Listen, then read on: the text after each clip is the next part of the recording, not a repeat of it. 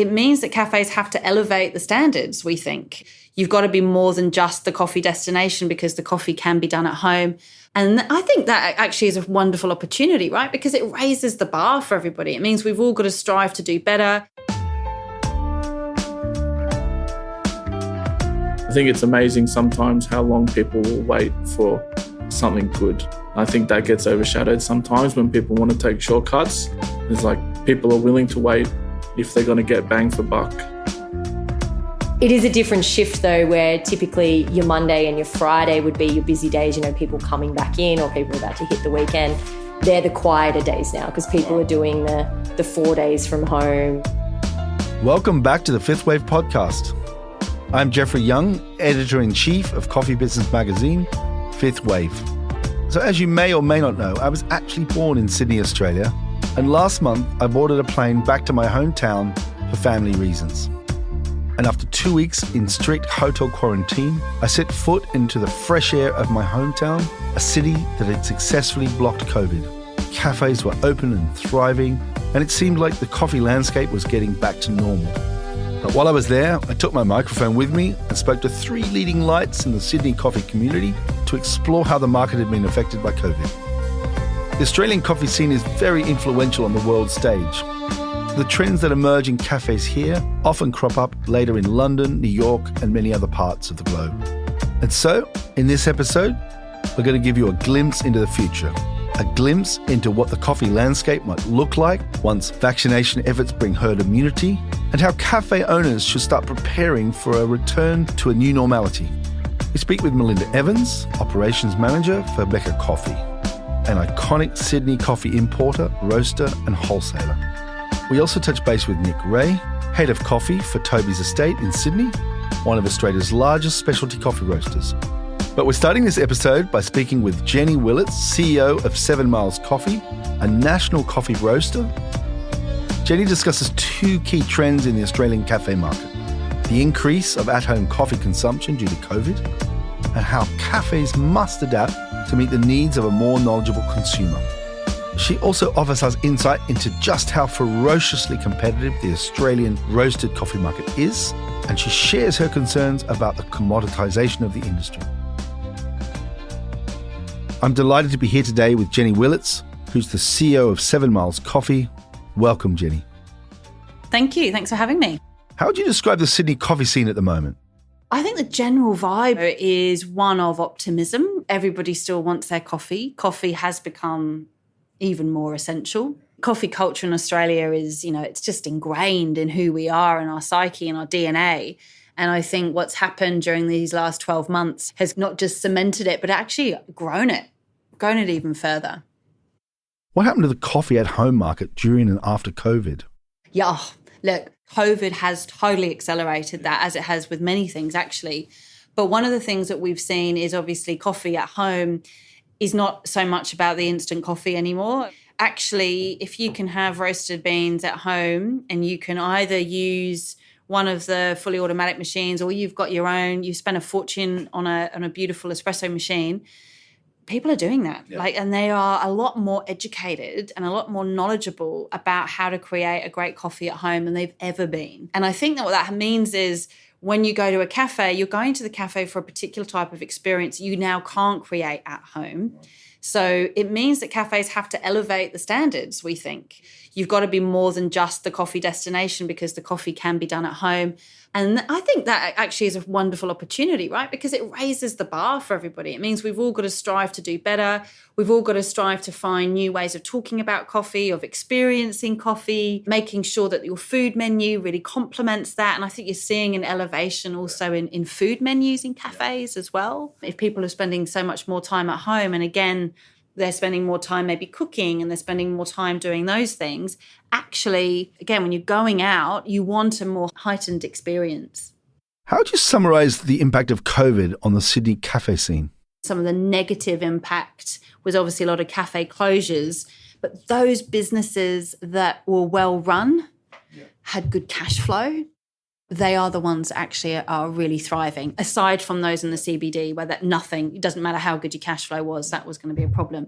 But you're really seeing really good quality cafe operators technology has been a huge positive impact of COVID because, again, it's accelerated things like skip the queue, Uber Eats and things like that, where people are using those delivery devices. But, it's the things like cashless now, that again, it's gone from people needing to feel like they have to have cash in their wallet to, you actually have to ask, do you take cash? It's like, wow.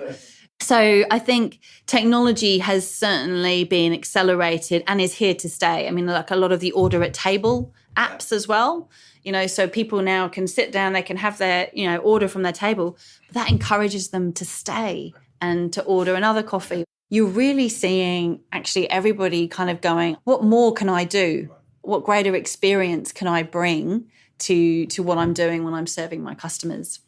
I think the other impact, coffee is so inherently in the Australian psyche. When we went back to those very dark days, like the Australian need for coffee as an essential service, as an essential requirement to actually get through the day, that moment of connection at your cafe with your barista, with the local community, even though you might be at 1.5 metres apart, was a really important connector of building community and people feeling a greater connection to their community. So I think COVID's had a massively positive impact on that. I mean, I think of my own local community in West Pymble. I mean, it is such a thriving hub and people know each other and they probably know each other more than we would have done 12 months ago because you've got more people coming in and out of those shops. So what do you think the traits of a winning cafe concept are in light of the changes brought about by the pandemic? I think the winning concepts are a lot of those cafes in the suburban areas that at first kind of went, oh my goodness, what are we going to do? Then suddenly realised that they were becoming these community hubs, these points of connection. So a lot of the winning, I suppose, concepts have come around how the food offering has improved. Again, it goes back to this thought of I'm more than just the cafe that I was. I am a place, I'm a destination. The experience has got to be really good. I've got to have a great food offering. I've got to be able to do delivery now. I need to have my technology enabled. I need to also think about other revenue sources. So many of our cafe partners are opening now in the evenings and they're becoming wine bars, again, in their little communities and they're really becoming, I suppose, these little epicenters of connection. So what are the biggest challenges for specialty coffee roasters at the moment? What keeps you awake at night? I was in Canberra yesterday and I was talking to one of our reps down there and she was explaining one of the deals that had been put across the counter at one of our customers from a specialty coffee roaster competitor. And I was shocked and I kind of go, I think there has been a lot of pain actually for a lot of roasters where maybe there has been overextension of what they've done and the only way to generate any kind of momentum again is to get the volume in, to get their production facilities back up to capacity. But I actually thought we had kind of got through that phase because that was certainly what happened to begin with and everybody was in it together. But now I'd kind of be expecting that we shouldn't need to be doing those kind of deals where you're kind of going, it's not sustainable because cafe operator, that roaster might be giving you that price, but at the end of the day, in about 6 months' time, how do you know that that quality of the coffee is going to be as consistent? Who's going to be servicing you and looking after you? Who's going to be doing your training? Because if they're giving you that price, guarantee they have to cut costs in other areas. And that's where the short-termism is the thing that probably keeps me awake at night. The scary things for me are this race to the bottom, this kind of idea that specialty coffee can be commoditized because of the cutthroatness of the industry and this desire that we have this quality product sold at a cheaper price.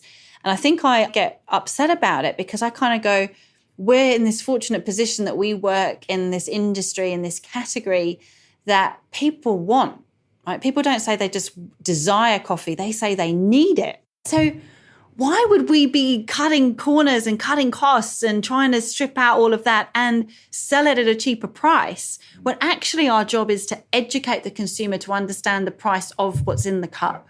And I think there's the opportunity, right? We have got a more educated consumer at home, but we've also got a more educated consumer on the street level where they can access good coffee. And, you know, that the Coles $1 coffee, it tastes fine, tastes good. And you've got it in a really quick format. And for that need, it's fantastic.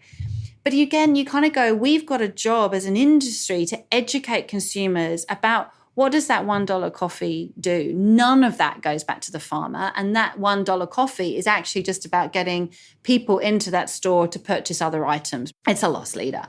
But people don't know that. They don't see it like that. So we have a job as an industry, I think, to really keep reminding people on the complexity of the supply chain, what it means all the way down, right down to the farmer.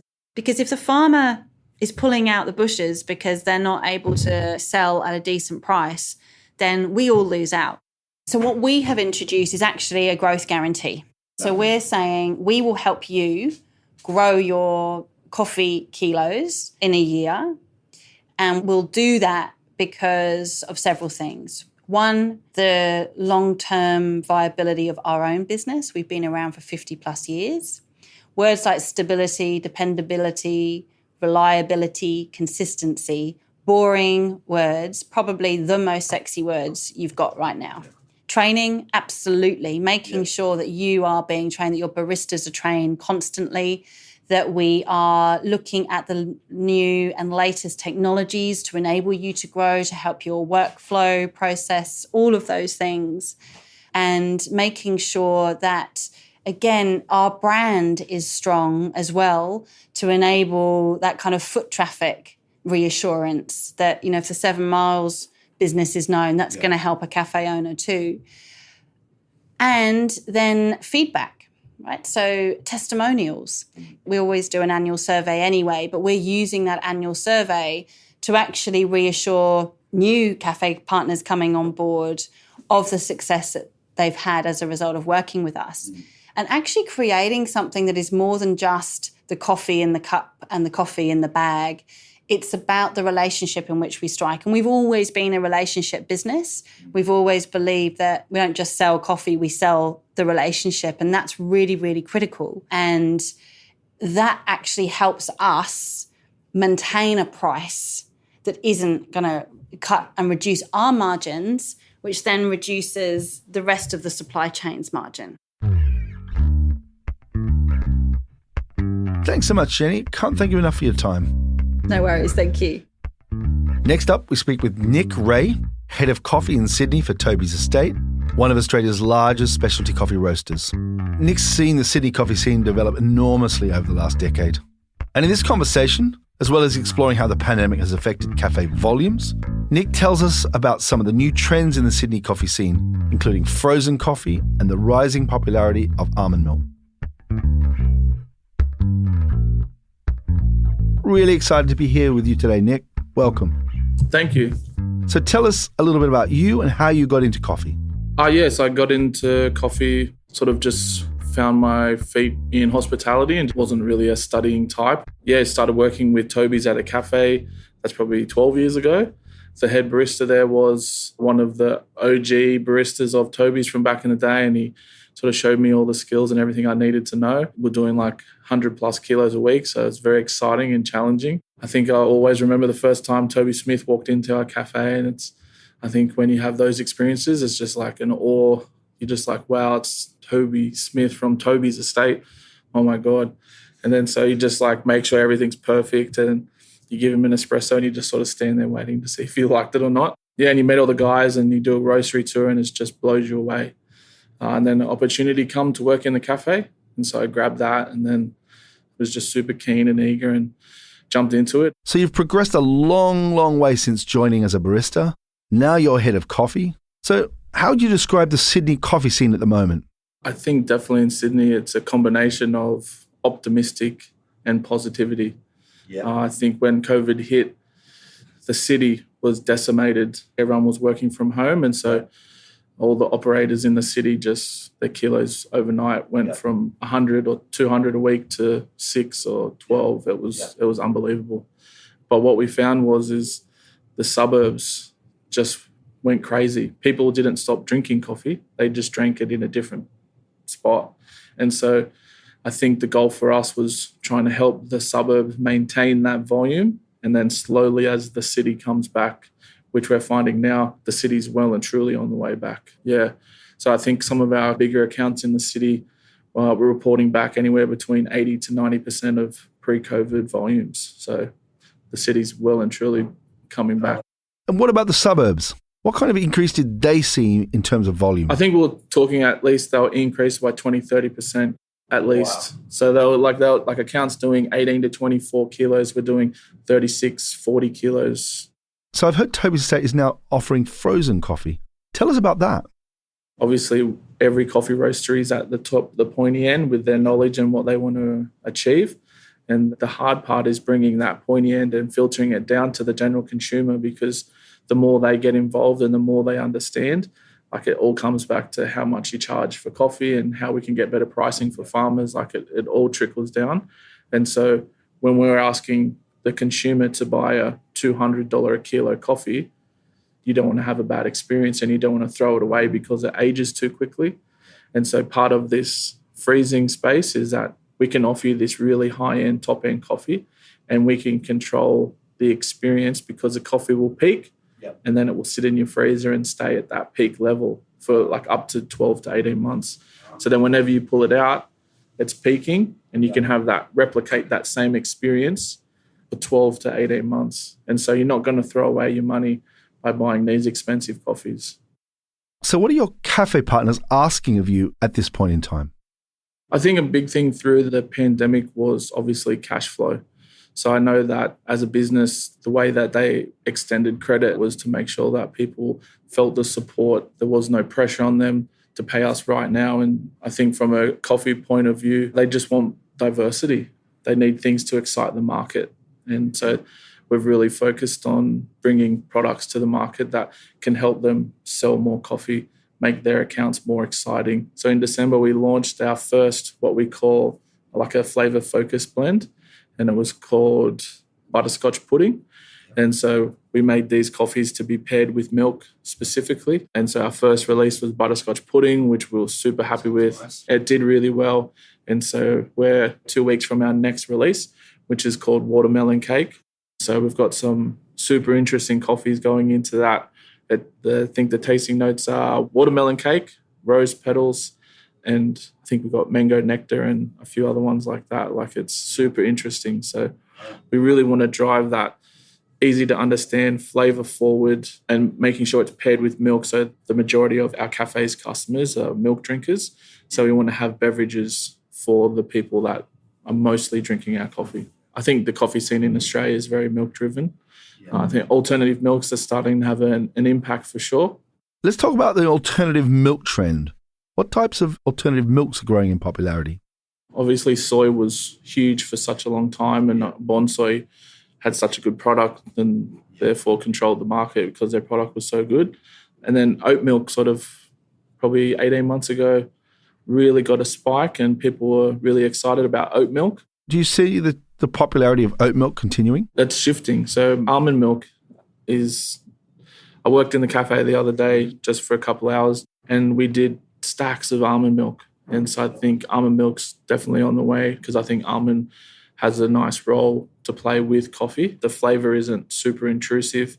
You get a nice balance between the coffee and the milk. And if the supplier of the milk gets it right, it can be quite delicious. We talked about some really stonking cafes where they're really pumping out over 100 kilos of coffee a week. What makes these cafes so successful?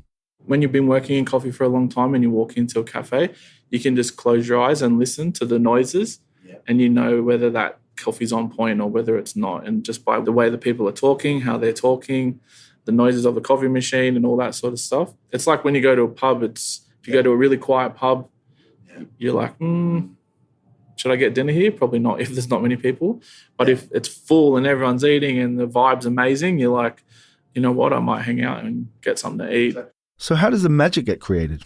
I think, one, you need to have a really good product first and foremost, but definitely the staff. It's the vibe. It's the way that they interact with the customers. Like, I think we talk a lot about, if someone's going to come and spend $5, why should they spend that $5 with you versus the guy next door? It's that customer service. It's that when they walk in the door, they feel comfortable. The understanding whether you want to have a chat today or you don't want to have a chat today. That person that's on the register or the person that's greeting the customer that walks in is understanding and reading the room. And I think those are the things. And then if your product's amazing, there's no reason why they wouldn't come back.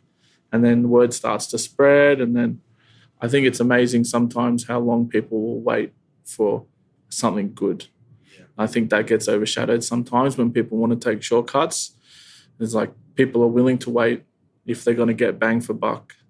And I think that's when these cafes that do it right, everyone knows, and that's word spreads. Best coffee I've had, you have to go there. The vibe's amazing.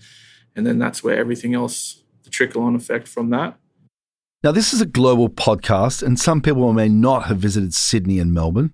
In Aussie culture, there's a big point of debate. Which city has the better coffee scene, Sydney or Melbourne? How would you describe the difference between the two? If I could choose to have a breakfast anywhere in the world for the rest of my life, it'd be in Melbourne, that's for sure.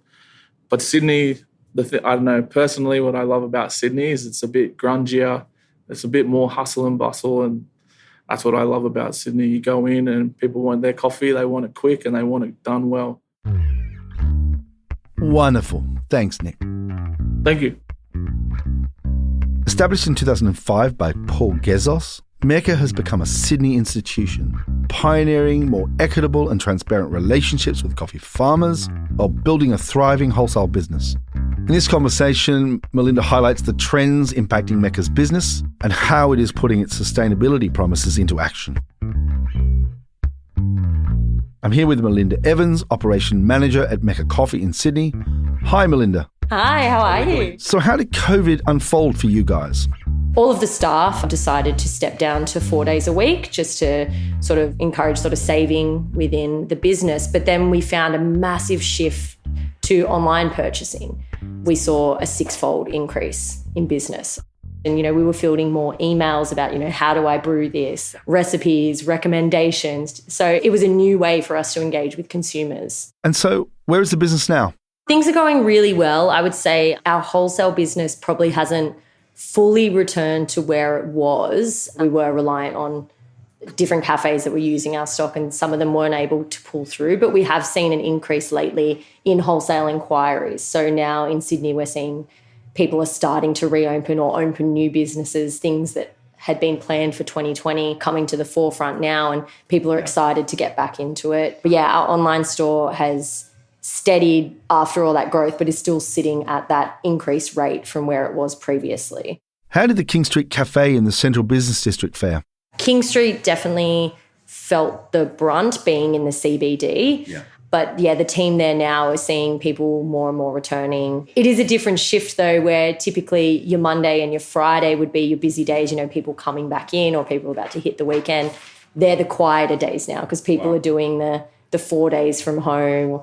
So it's Tuesday, Wednesday, Thursday are the prime days in the CBD. So what about staff? Easy to find staff at the moment? Hard to find staff? Staff is a funny one. So we never have really struggled to find staff, but something we have found post-COVID is people have realised they want a better work-life balance and that it is possible. So in terms of staffing the cafe, we've found a lot of our team do just want to do 4 days. They don't want to be at work 5 days. They want more flexibility. I've even found myself, I'll work from home occasionally a little bit more than I previously would have. I think, we've all just seen it is nice to be able to chuck a load of washing on while you're sending off emails and being really aware of health, whether it be physical health or mental well-being. I think we're all a lot more conscious of encouraging, if someone isn't well in any sense of the word, take the time off. I think a lot of people used to push through, which can present a challenge in a casual employment setting. You might not always have people who are there and ready, and sick leave may not be available, etc., but we're just doing what we can. So the future of coffee. If you were starting a coffee shop in Sydney right now, what are the big opportunities and what would you have to do to be successful? I think if I was going out there opening my own place, I would be looking at places away from the CBD. I would be looking at those almost suburban, just local spots. Somewhere near a primary school seems to be the big winner for foot traffic. But yeah, building that loyal customer base. We have stores on the South Coast and in the Southern Highlands, and they were the places that were able to thrive. It does come from a strong business model. Those stores reflect our same ethical standpoints. They're places that promote like a farm-to-table style or strong environmental, ethical processes. Tell me about that. What sort of environmental initiatives have you put in place? Sustainability and just ethical procurement of coffee was fundamental in Paul starting this business. He wanted to be able to know where this coffee was coming from and be able to tell that story and share it with the consumer. There's a lot of corruption and issues within the coffee world, and he wanted to really spearhead like some change for that, especially, you know, in Sydney, but even across Australia. And so his relationships with farmers is of the utmost importance. And when we work with importers, they're people who share those same values and are very transparent in their procurement. But then it comes down to little things. We've switched to using soft plastics recyclable coffee bags. The 250 gram and the kilo and 3 kilo bags are all recyclable with soft plastics. And then even the way we ship coffee, we use compostable mailers for sending everything out instead of sending, you know, more plastics out into the world. We do use cardboard boxes for bigger orders, but we moved to the compostable shippers just to try and minimise our impact. And then, in terms of the cafe, we use a lot of local suppliers, people who share the same beliefs that we do. Paul is really into community, so, you know, our pastries come from local pastry suppliers. We use the local bakeries for our bread. Yeah, it's about community, and it's just about we have a sense of responsibility and we're in a position to lead that charge. I do think it is becoming more and more important. People are ready to question if you're not doing these sort of things. Before we sort of had those bags, you know, you would get contact from people even as much as once or twice a week, just sort of asking about the steps you were taking. Yeah, because people are becoming more ethically conscious. Like, we're in a climate crisis. It's all the little things that we do, and the coffee world is so huge and can and does have such an impact. It's like, what we should be leading this charge, but it should be across the board. We're trying to do our part here at Mecca, but we'd love to see everyone get on board with these sort of practices. Well,